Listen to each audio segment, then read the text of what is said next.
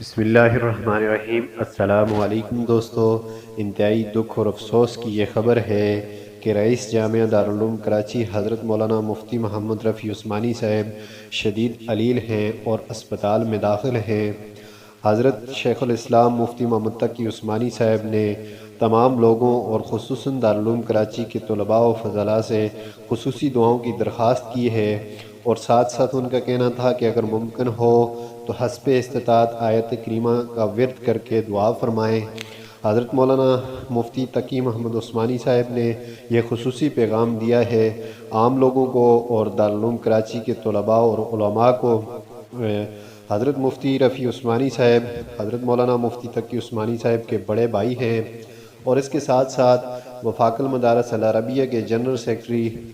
مولانا قاری حنیف جلندری صاحب نے بھی وفاق المدارس کے طلباء اور علماء سے خصوصی درخواست کی ہے کہ حضرت مولانا مفتی محمد رفیع عثمانی صاحب کی